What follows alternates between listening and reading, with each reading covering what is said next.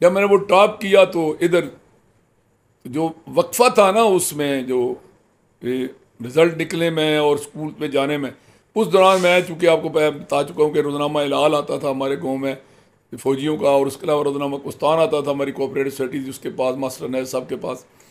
तो उसका हम आमतौर पर, चूँकि डाखाना मास्टर फ़कीर मोहम्मद साहब के साथ के पास था, जो हमारे हमसाए थे, और उनका बेटा बशीर आसी जो रिटायर्ड प्रिंसिपल पिछले दिनों फौत हुआ है, वो थे। तो हम अखबार बच्चों का सफ़ा निकाल लेते थे।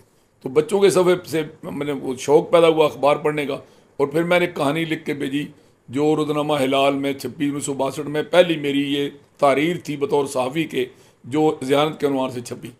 तो इस तरह मैं सहाफ़त से मेरा आगाज़ हुआ 1962 में। इसी दौरान एक इलेक्शन हुआ गांव में बीड़ी का। तो मेरे नाना थे, तो उस ज़माने में जुमदार कहा करते थे, वो नायब सूबेदार का रैंक होता है, नायब सूबेदार जहान खान। तो उनको हमने इलेक्शन लड़ाया तो गांव में, तो वो इलेक्शन हुआ। तो वो इलेक्शन मैंने बचपन में, यानी अंदाज़ा करें कि प्राइमरी स्कूल के ज़माने में मैंने वो इलेक्शन लड़ा, और गांव में मैंने घर घर जाके वोट मांगे अपने नाने के लिए। और इस हद तक मैं छोटा था कि एक वो मौसम अजीब सा था कि दिन को गर्मी हो जाती थी, रात को सर्दी होती थी। तो एक दिन वो मैंने काली चादर पहन दी थी, तो मैंने कोई कपड़े नहीं लिया हुआ था। तो एक घर में मैं रात को गया, क्योंकि अक्सर वोट मांगने का सही तरीका यह है कि रात को लोगों को जाकर मिलो, वरना दूसरी पार्टी दबाव डाल लेती है। और हमारे गांव में शुरू से ये पोजीशन है कि 2 पार्टी होती हैं, 3 से कोई जीता, कभी 2 से जीता है, बराबर आते हैं। एक दफ़ा बल्कि मेरा एक मामू थे सुल्तान अहमद, वो और हमारे एक चाचा थे खुदा बख्श, वो दोनों इलेक्शन उन्होंने लड़ा, दोनों के 319 वोट आए। ये हमारे गाँव में इस तरह की पार्टी बाजी है।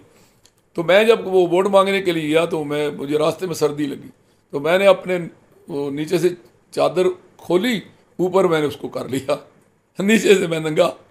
तो मैं जब उनके वो घर गया जिनके से वोट मांगना था, वो हमारे रिश्तेदार ही थे। तो जब मैं चरपाई पे बैठा, मैंने वो चादर संभालने की कोशिश की, तो पता चल गया कि इसके नीचे कपड़ा कोई नहीं है। तो वो मुझे हंस के कहते हैं, तू वोट मांगने आया या सनू नंगा होने आया है। यानी अंदाज़ा लगाएं कि इतनी छोटी उम्र में मैंने सियासत में इस तरह का प्रैक्टिकल काम किया कि मैंने बाकायदा नाना जी के लिए वोट मांगे। ये हमारा इब्तदाई ज़िंदगी का इसका सियासत का और इसका सहावत का। तो जब प्राइमरी का मैंने क्लास में टॉप किया, मैंने सेंटर में टॉप किया, मैंने तहसील में टॉप किया, तो अब बहुत बड़ा मसला पैदा हो गया हमारे घर में। बजाय इसके कि खुशी होती, हमारे घर में परेशानी होगी। परेशानी ये होगी कि हमारे वाले सब कहते थे कि 5 माह तालीम बड़ी है, काफ़ी है, ये करूँ कान देख लेगा। करूँ कान का मतलब है कि अपने कागज़ देख लेगा कि हमारी ज़मीन कितनी है और उसकी पैमाइश कितनी है। अब इसको मज़ीद पढ़ाने की ज़रूरत नहीं है। ये माल चराए पहाड़ में जाकर, या भैंसे चराए वो शाकमीर के बेले में, या दौलतपुर के जंगलों में भेड़ बकरियाँ चराए, हमारे काफ़ी है। ये बड़ा बेटा मेरी मदद करे। तो उन्होंने कहा कि ले भाई तू अब ऐसा कर, छोटा भाई मेरा मुझसे बहुत छोटा था, तो उन्होंने कहा कि अब ये पढ़ेगा, इसको स्कूल में दाखिल कराते हैं, तेरी बड़ी तालीम हो गई, तूने 5 पढ़ लिए। तो वो मेरे हमारे उस्ताद थे मास्टर फ़कीर मोहम्मद साहब, जो हमसाए थे, जिन्होंने मुझे इम्तिहान मेरा लेकर दिलवाया था। तो वो जनाब ऐसे हुआ कि वो उन्होंने मेरी नानी मोहतरमा को कहा कि इसको पढ़ाओ, ये बड़ा लायक बच्चा है। तो मेरी नानी ने मेरे वाले साहब को सिफारिश की कि भाई इसको पढ़ने दो। तो उन्होंने यही उज़र पेश किया कि मैं ऐसे खर्चा करता फिरूँ इस पे, और छोटे को पढ़ाते हैं, गांव में ही स्कूल है, पढ़ लेगा, ये माल मवेशी चराएगा, मेरी मदद करेगा। तो वो मेरे उस्ताद थे, उन्होंने आकर बताया कि यार भाई आप सोचो, इसको 4 रुपये महीना वजीफ़ा मिल गया है। तो उस ज़माने में 5 रुपये सिपाही की तनख्वाह थी, तो 4 रुपये मुझे महीने का वजीफ़ा मिल गया। तो मेरे वालिद साहब को उन्होंने कहा कि आपको तुम्हें खर्चे ही कोई नहीं आपका करना पड़ेगा। उन्होंने कहा इसका तो खर्चा वो चलो गवर्नमेंट देगी, तो मेरा काम कौन करेगा। तो मेरी नानी मोहतरमा ने कहा कि तू एक मुलाजम रख ले, उसको दाने भी मैं दूंगी और उसको तनख्वाह भी मैं दूंगी और रोटी भी मेरे घर से खा लिया करेगा, तो तू ऐसा कर, इसको पढ़ने दे। तो वो इस तरह मुझे इजाज़त मिली। तो अब मसला पैदा हो गया दाखिले का। तो हमारे इलाके में 2 स्कूल थे मिडिल स्कूल। एक मिडिल स्कूल पिननवाल था, जिसके हेडमास्टर थे राजा मोहम्मद आज़म खान। राजा मोहम्मद आज़म खान रईस आदमी थे, तो वो हेडमास्टरी शौक़ के लिए करते थे, उनकी कोई मजबूरी नहीं थी।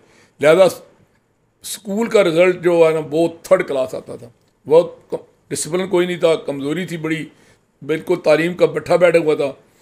लेकिन वो दोस्त थे हमारे गाँव के, वही सूफी खुशी मोहम्मद का आगे जिक्र है मास्टर साहब के, उनके दोस्त थे। अब और दूसरी तरफ पिंडी सैदपुर स्कूल था जिसका रिजल्ट बहुत अच्छा था, जिसकी बड़ी शोहरत थी। उसके हेडमास्टर थे पिननवाल के ही सैयद आशिक हुसैन शाह साहब। सैयद आशिक हुसैन शाह साहब के स्कूल में हमारे गांव के समोर बिरादरी के जो भी माशाल्लाह बाकायदा याद हैं, मास्टर मेहदी खान समोर पढ़ाते थे। सूफी खुशी मोहम्मद साहब कानी गो बिरादरी के थे, वो अब फौत हो गए हैं। तो गांव में असल में चौधर का भी लड़ाई शुरू हो गई और गांव में जो दो ग्रुप बने हुए थे, वो एक ग्रुप की क़यादत करते थे मास्टर मेहदी जो समोर बिरादरी से थे, दूसरी ग्रुप की क़यादत करते थे खुशी मोहम्मद जो स्कूल मास्टर थे। उनके सपोर्टर थे मास्टर अनैत जो जिनका तल्लक लोहार बिरादरी से था, और उनकी बिरादरी तिरखान जितने हैं वो जट भट्टी कहलाते हैं, और वो ख़ुद जो है ना बाद में जब शिफ्ट हुए जेल में तो वो यहाँ आकर मुगल कहलाते थे। लेकिन वो गांव में 62 लोग थे, पढ़ी लिखी फैमिली थी ज़्यादातर। तो वो दोनों मास्टर एक तरफ थे, तो इनके साथ जो साथ था वो था मास्टर अफजल साहब का जो खोती बिरादरी से थे। तो ये दो मास्टर उधर, दो मास्टर इधर, ये दो धड़े थे। अब ये लड़ाई शुरू ये हुई कि भाई मास्टर खुशी मोहम्मद कहते थे कि ये तमाम बच्चे पिनरवाल में दाखिल हों स्कूल में, और मास्टर मेहदी खान कहते थे कि बच्चों के साथ ज़्यादती है, ये बच्चे जो है ना वो दाखिल हों पिंडी सैदपुर में। अब जो गांव की पार्टी बाजी का मसला या दूर दराज से कोई रिश्तेदारी थी, शुरू में तो जो हमारा जो जद्द अमजद दौलतपुर में आया था ना, वो तो समोर बिरादरी के साथ उसकी रिश्तेदारी हुई, लेकिन बाद में हमारी कुर्बत हो गई इनके साथ, कानिगो के साथ। हमारा जो ग्रुप था वो कानिगो ग्रुप था। इसकी वजह ये थी कि हम जलालपुर शीब वाले शाहणों के मुरीद थे और वो कानिगो भी उनके मुरीद थे, तो हम उनके करीब थे। लेकिन हुआ ये कि जब पढ़ाई का मामला आया तो मास्टर मेहदी खान ने मुझे कायल कर लिया कि पढ़ने के लिए जा रहे हो, तुम्हारा तो वहाँ पढ़ाते ही नहीं है, तो पढ़ना है तो पढ़ाई तो पिंडी सैदपुर में अच्छी है, तो आप ऐसा करो कि पिंडी सैदपुर में दाखिल हो। लतीफ़ा ये हुआ कि मास्टर खुशी मोहम्मद के भांजे थे जो सौंदे खान नंबरदार के बेटे थे, नज़र मोहम्मद, आजकल वो नज़र मोहम्मद हाजी नज़र मोहम्मद नंबरदार है।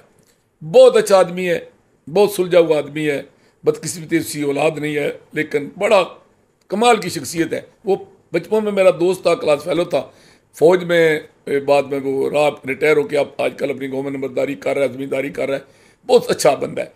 वो मेरा भाइयों की तरह दोस्त था, इस हद तक कि जब हम इम्तिहान देने के रात को हम ट्यूशन पढ़ते थे ना मास्टर फ़कीर साहब के घर, रात को वो स्कूल में पढ़ा कहते थे रात को मेरे घर आकर पढ़ा करो, तो कई दफ़ा वहाँ सो जाते थे। तो हम दोनों वहाँ बेड कम होते थे, तो मैं और वो एक ही चरपाई पे भी सोते, इस हद तक हमारा प्यार था।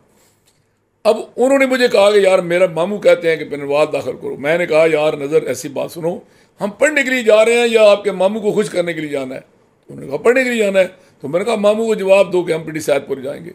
अब खुशी मोहम्मद ने इसको बड़ा इल फील किया कि इसने तो मेरे भांजे से भी बगावत करा दी है। हमने किसा बुसार पिंडी सैदपुर दाखिला ले ली। जो पिंडी सैदपुर दाखिला ले लिया ना, तो मास्टर मेहदी के दरमियान और खुशी मोहम्मद के दरमियान बहुत ज़्यादा रिफ्ट पैदा हुई। इसको खुशी मोहम्मद ने अपनी अना का मसला बना लिया कि मेहदी खान ने मेरे फैसले को फेल कराया बच्चों के ज़रिए। अब वो हम पे वो बड़े गुस्से में थे कि भैया इन बच्चों ने क्या किया है।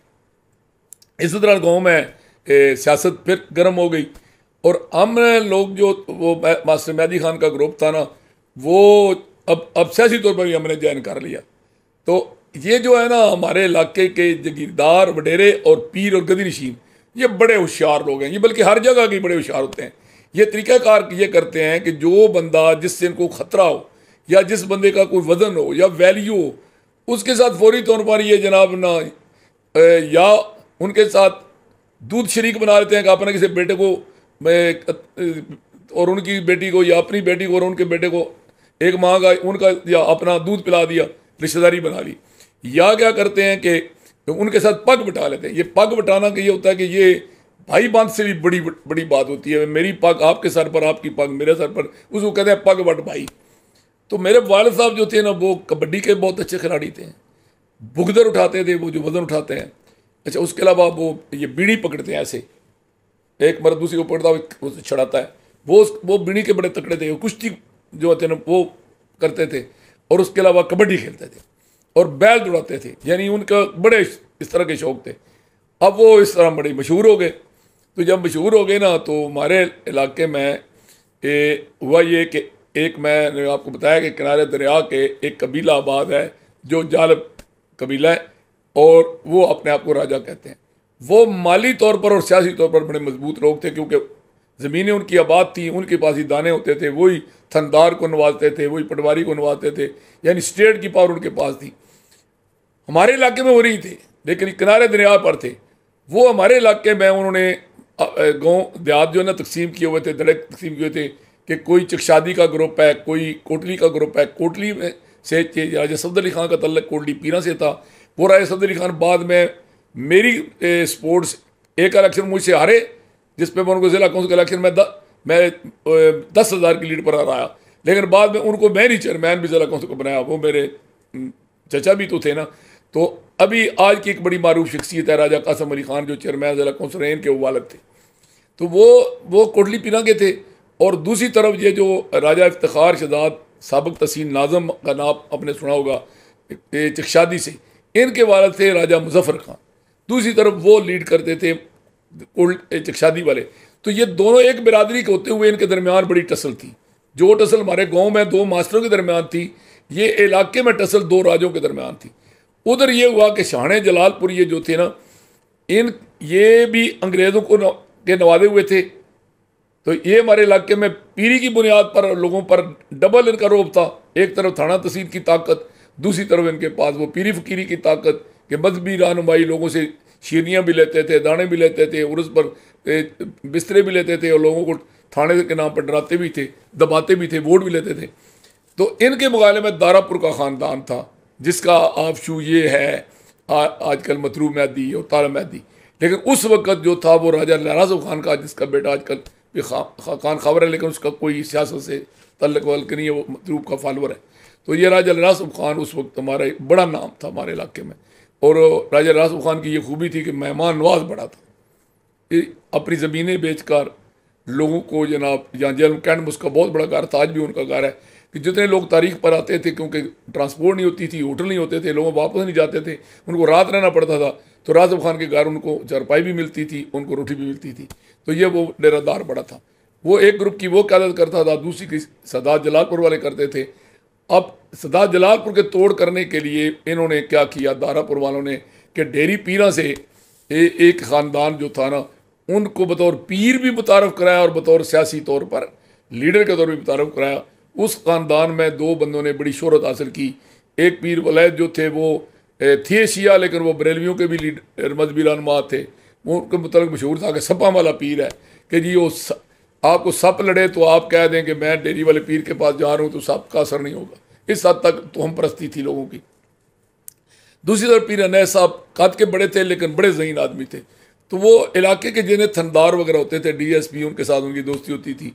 वो ख़ास तौर पर अगर किसी का माल मवेशी चोरी हो जाता था, तो जो लोग ये मलकवाल थाने मंडी बउद्दीन के इलाके से चोर आते थे, फिर वो इनके पास साथ बरगेने करते थे पुलिस के तामर से। 10 अगर हमारे मवेशी गए ना, तो 5 वापस करा देते थे। 5 में से आधे पुलिस वाले रख लेते थे, आधे चोर रख लेते थे। पीर साहब का ऐसा भी 11वां हिस्सा निकल आता था। तो वो उनका भी बड़ा टहका था। अब इस लिहाज से दारापुर वालों को एक ताकत मिल गई कि उनको जलालपुर के पास डेरी में एक डेरा मिल गया, और एक उनका डेरा था चकशादी वाला राजा मुजफ्फर खान का।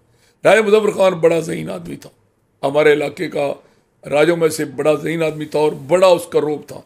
इसकी पूछी ये थी कि वो जब टांगे पे निकलता था, तो वो चकशादी छोटा सा गाँव है, आगे पिनरवाल बड़ा गाँव है, वहाँ राजा बिरादरी बहुत ज़्यादा तादाद में थी उसके अपने कबीले के, और सारे ही अमीर लोग थे। अच्छा, जलालपुर में एक खूबी ये थी कि ये डेरेदार एक से एक बढ़कर था, मेहमान नवाज बड़े थे। जो लोग इनके पास सरकारी चला गया, पब्लिक का बंदा चला गया, डेरादारी कमाल की थी, रोटी इनके पीछे ख़त्म थी, खुशी से खाना वाना देते थे। इस लिहाज से भी इनका, और उसके अलावा चूँकि स्टेट पावर इनके साथ थी, लोग इनसे डरते भी थे, लोग इज्जत भी करते थे। तो वो मुजफ्फर खान जब आता था ना, तो पिनरवाल में टांगे पर सवार होकर, तो मेन चीज़ टांगे ही होती थी, तो उस पर सवार होकर आता था, तो ये सारे राजगान अपने डेरे से उठकर अंदर घरों में चले जाते थे, उससे इतना खौफ खाते थे। वो बड़ा उसका रोब था। अब जो इजारादारी थी ना हमारे इलाके में, वो थी मुजफ्फर खान की, शाने जलालपुर वालों की। तो थोड़ा बहुत असर दारापुर वालों का था, लेकिन वोट में कई दफ़ा दारापुर वाले जीत जाते थे, लेकिन मकामी तौर पर तड़ी जो थी वो जलालपुर वालों की और मुजफ्फर खान थी। तो इन्होंने क्या किया कि एक तो पीर साहब को वहाँ मुतारफ़ कराया, एक इन्होंने राजों में से एक बंदा निकाला, उसका नाम था राय सफदरी खान, जिसका मैं जिक्र कर चुका हूँ पिक्चर में। राय सफदरी खान राजा होने के बावजूद बड़ा अवामी आदमी था। मेरे ख्याल में आता है कि हमारे इलाके का कोई मजदूर, कोई चौधरी, कोई मिर्ज़ा, कोई मलक, कोई मतलब गरीब मेहनतकश, कोई राजा, कोई सैयद, मुझे नहीं पड़ता याद कि वो फौत हुआ हो तो वो बंदा उसके जनाजे में ना गया हो, या उसने मरने फरने पर ना गया हो, या उसकी शादी में बुलाया किसी ने तो नहीं गया। पैदल चला रहता था, उस ट्रांसपोर्ट तो होती नहीं थी, हालांकि कद बुद भी बड़ा था। दूसरा, उसको एक एज और हासिल था कि वो अनेरी का जो था ना, लेफ्टिनेंट था पाक आर्मी का, और अनेरी लेफ्टिनेंट की ड्यूटी ये होती थी कि आपने फ़ौज में बंदे भर्ती कराना है। उस वक्त फ़ौज में बंदे भर्ती नहीं होते थे, फ़ौज को बंदों की ज़रूरत होती थी, लेकिन लोगों को नौकरी की ज़रूरत कम होती थी।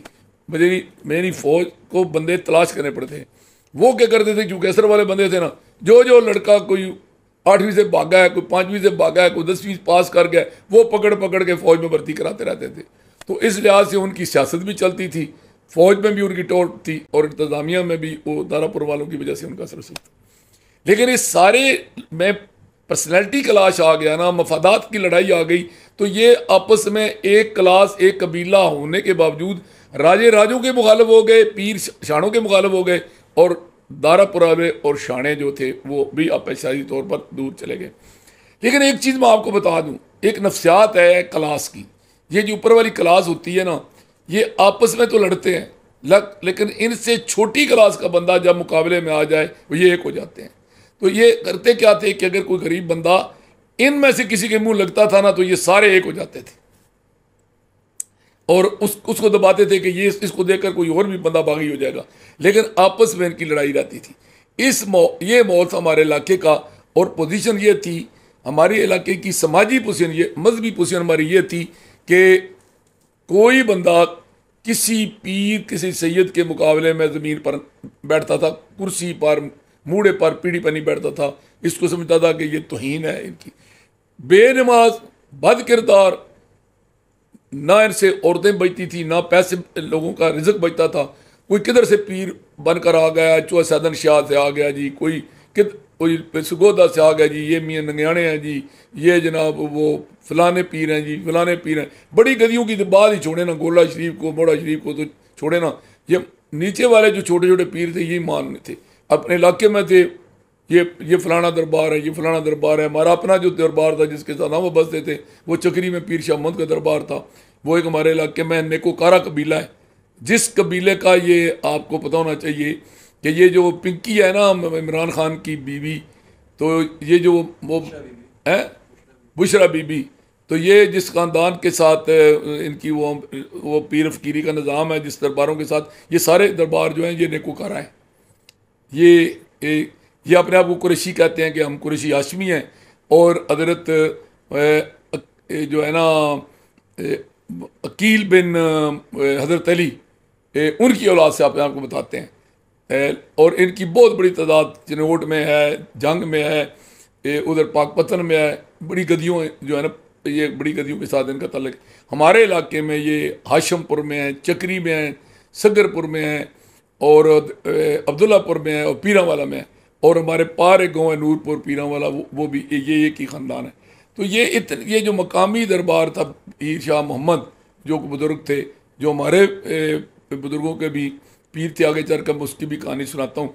तो वो ये भी मतलब थे, लेकिन ये इनका सियासत के साथ कोई तल्लुक नहीं था। ये सिर्फ मजहबी रहनुमा थे, हर साल बैसाख में जाकर दाने लेते थे, लेकिन एक डिमांड ये करते थे, कभी इन्होंने दीन की तबलीग नहीं की। बस इस्लाम करें दरबार पर पीर शाह मोहम्मद के, और मिठी रोटी दें और दाने दें, और बस यही था। कोई और इन्होंने दीन का कोई काम वाम नहीं करना। दीन का यह काम, हमारे घर से किताबें ले गए हमारे पीर साहब, वही जाकर भेज दी। तो ये था। लेकिन बड़ा जो सिलसिला था वो था ढेरी वाला, उनको दाने भी जाते थे, भूसा भी जाता था, और जलालपुर वालों को जाता था। तो ये लोगों को भी, ये लोग मुख्तलिफ किस्म की इस्तेसाल का शिकार थे इस इलाके में।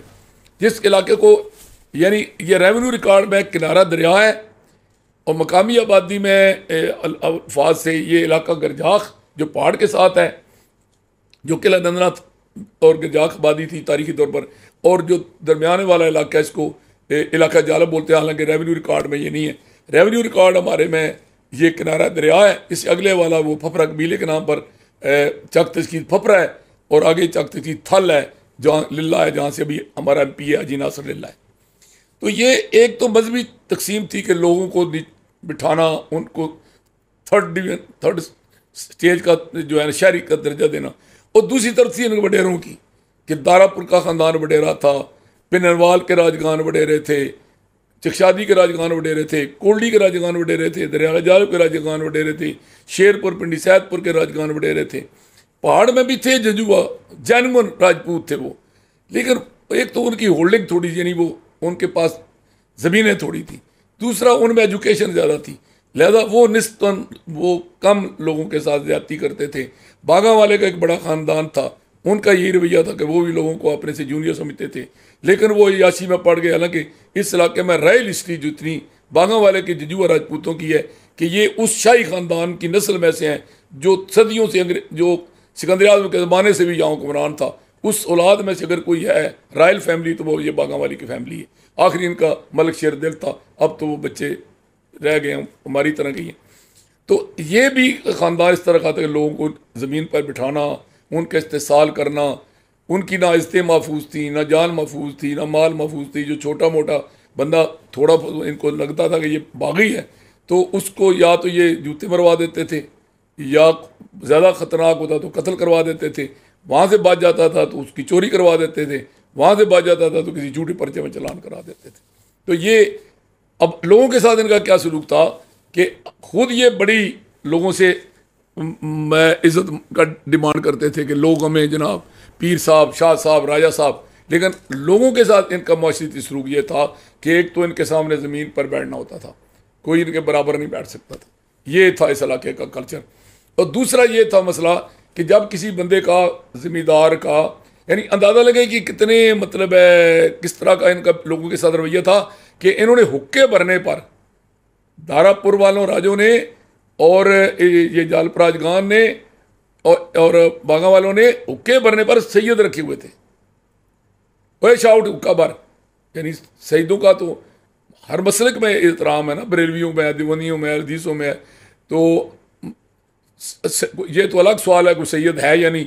जब कोई कहता अपने आपको सैयद तो हमें तो उसको सैयद मानना पड़ता है, फिर उसकी इज्जत करनी पड़ती है। फिर कोई तो अल्लाह के नबी के साथ उसका रिश्ता बन रहा है, फिर उसकी इज्जत करनी पड़ती है। कोई अपने आप को कुरैशी कहता है उसकी इज्जत करनी पड़ती है, कोई हाशमी कहता है उसकी इज्जत करनी पड़ती है। वो तो हमने कोई एहसान करना है, वो हमारा फ़र्ज़ बनता है कि अपने नबी के ख़ानदान की इज्जत करें। लेकिन ये मुसलमान होने के बावजूद भी उनको भी तीसरे दर्जे का इशारी, चौथे दर्जे का इशारी समझते थे। और एक यहाँ की बड़ी रवायत थी, मैं आपको बताऊँगी कल्चर क्या था कि मसलन एक बंदा है वो किसी ज़मींदार बरादरी का है, किसी मेरकश बरादरी का है, यानी अदर दैन इन बडेरा राजगान में से है। तो उसकी वफात पर इनका नौकर जो होता था ना, मिरासी या नाई, वो हुक्का सर पर रखता था और चला जाता था। और वो उनके बूरा पड़ा होता था ना, लोग इकट्ठे होते थे अफसोस के लिए, उसको बूरा बोलते हैं गाँव में। तो वहाँ जाकर कहता था कि जी फलाने राजा साहब ने ये हुक्का भेजा है आपकी जो है ना मातम पुरसी के लिए, यानी बंदा नहीं जाता था, हुक्का जाता था। दूसरा ये था कि जो इनकी औरतें थी, इनके मरने पर तो सब लोगों की औरतें जाती थी, इनकी औरतें क्या करती थी कि वो अपनी नैन को या मिरासन को पीढ़ी बैठने के लिए होती है ना, पीढ़ी वो ज़मीन से ज़रा थोड़ी ऊंची होती है, लेकिन वैसे बाकी उसका स्टेटस डाउन होता है। वो पीढ़ी सर पर रखवाती थी और जाती थी। वो 2 मील 3 मील गाँव में जाओ, बोलो कि फ़लाँ बीबी साहबा ने ये इनको जो राजा साहब की बेगम होती उसको बीबी बोलते थे, और जो पीर साहब या शाह साहब की बीवी होती जोजा होती थी उसको भी बीवी बोलते थे कि बीवी साहबा ने, वो सबका एक ही नाम था बीवी साहबा, कि बीवी साहबा ने ये पीढ़ी भेजी आपके मातम कुर्सी के लिए, औरतों की पीढ़ी पर वो भेजती थी। ये था इंसानों का मतलब हाल कि वो उनको जानवरों से भी, इनके कुत्ते चरपाइयों पे बैठते थे जो इन शिकारी रखे हुए थे, यानी बाकी माल मोशी को छोड़े, इनके डेरों पर जो कुत्ते शिकार के लिए रखे होते थे या लड़ाई के लिए, वो चरपाइयों पे बैठते थे, चरपाइयों पे सोते थे, लेकिन जो इंसान थे उनको ज़मीन पे बैठाया जाता था। अच्छा, अब जो बंदा इनके साथ मतलब है थोड़ा सा समझते थे ना कि इसमें थोड़ा बहुत बगावत की जरासीम है, उसको ये किसी न किसी मुसीबत में फंसा देते थे। अब हम आए थे डूडी फपरा के आज़ाद इलाके से, वहाँ एक गरीब भी फपरा था, वहाँ एक करोड़पति भी फपरा था, वहाँ एक हाल चलाने वाला भी फपरा था और एक जर्नैल भी फपरा था, एक ही दादे की औलाद थे। जिसकी मैं एक मिसाल देता हूँ कि जब सऊवाल वाले हमारे सरदार ख़ानदान में से जनरल इकबाल पंजाब के गवर्नर बने तो वो स्पेशल गवर्नर के तैयारे पर अपने गांव सऊवाल आए। जब आए तो वो सरकारी अफसर भी आए थे, कमिश्नर आए थे, डीसी थे सारे, तो उनके वो हवेली में बैठे थे। तो बाहर से एक बाबा जी आए, तो उन्होंने सिर्फ काले रंग की धोती बांधी थी, चादर, उनके पास कोई और कपड़ा नहीं था, और मोटे पे उन्होंने वो पुराना जो हल होता था लोहे काल जो बैलों से चलाया जाता वो रखा हुआ था। तो उन्होंने कहा आज नंबरां दी हवेली रौला बड़ा की गल है। तो उन्होंने कहा जनरल इकबाल आए हुए। अच्छा इकबाल आए हुए, चलते हैं। और वो बाबा उनका मुजेरा था, उनकी ज़मीन काश करता था। तो लेकिन वो जब वहाँ गया तो उसने वो हल रखी दीवार के साथ, बड़े बड़े अफसर बैठे थे, सोफे पड़े थे, पलंग पड़े थे, बड़े माहौल, बड़ा आम बंदा भी वहाँ दबाव में आ जाता था, जहनी दबाव में। वो बाबा सीधा गया, उन्हें कितने इकबाल है, उन्होंने कहा वो सामने बैठे हैं गवर्नर साहब। तो अभी वो बाबा उनके करीब नहीं पहुंचा तो जनरल साहब खड़े हो गए। जब जनरल साहब खड़े हो गए तो बाबे को पसीना आया हुआ था बिल्कुल। तो बाबा मतलब नंगे पिंडे था। तो जनरल साहब ने उसको गले के मिला। तो उन्होंने कहा चाचा सुना। तो जनरल साहब ने कहा होर इकबाल पुत्र, और सुनिया तू पंजाब दा लाट लग गए। तो उन्होंने कहा मैं बाबा तेरी दुआ नाल पंजाब दा गवर्नर, अल्लाह पुत्रा तेन सदर भी बनावे। तो वो बाबा जी ये कह के चले गए। तो वो जो बाहर से उनके साथ बंदे आए हुए तो उन्होंने सवाल किया कि जनरल साहब ये एक आम सा बाबा है, वाले उसने किनारे पर किया, कपड़े उन्हें आपके गंदे कर दिए, उन्हें हमारी परवाह भी नहीं, किसी को सलाम नहीं दिया, सीधा आपके पास आया, गले लग के चला गया, ये कौन है? तो उन्होंने कहा यार बात सुनो, ये मेरा मुजेरा है। कहा इतना फ्रैंक? उन्होंने कहा नहीं फ्रैंक नहीं है, वो मेरा चाचा है। उन्होंने कहा कैसे चाचा है? उन्होंने कहा यार बात यह हमें एक दादे की औलाद है जिसका निकनेम फपरा था, हम उसकी औलाद में से हम सारे फपरे हैं। तो ये मेरी कौम का है, ये गरीब है, मैं अमीर हूँ, इसी वो मेरी ज़मीन काश करता है, मैं मालिक हूँ, वो मुजेरा है। वो तो हमारा कारोबारी मुआहदा है, लेकिन रिश्ते के लिहाज से तो हमारे रिश्ते में वो मेरा बुजुर्ग है, मेरा चाचा है। तो उस माहौल से हम यहाँ आए थे कि जहाँ एक गरीब काश्तकार के और जनरल के दरमियान चचा और भतीजे का रिश्ता है। तो वैसे भी हम आपको बताया कि हम तो जो हमारी ज़िलदारी थी उस हमारे ख़ानदान की थी, जो अंग्रेज़ों के साथ मुगलों का सरदार होने की वजह से, अंग्रेज़ों और सिखों की वजह से हमारी वो हमसे छीन कर हमारे रिश्तेदारों को दे दी गई। तो हम लेकर वो बुए सुल्तानी तो नहीं जाती ना, हमारे वो पिदरम सुल्तान बून वाला जो खनास था ना, वो हमारे दिमाग में, हमारे बुजुर्गों में के दिमाग में था। वो गरीब हो गए, वो जाहिल हो गए, वो खाना बदोश हो गए, वो किधर से किधर आ गए, लेकिन उन्होंने परदेसी हो गए, लेकिन उनके अंदर से वो जीन्स जो तब्दील नहीं हुई। तो इनको ये सारे लोगों को, किसी के साथ हमारी दोस्ती थी, किसी से हमारी पगबट्टी थी, किसी के साथ हमारी पीरी फकीरी थी, लेकिन अंदर से हमारे साथ ये सारे लोग जो थे ना, ये चुभते थे।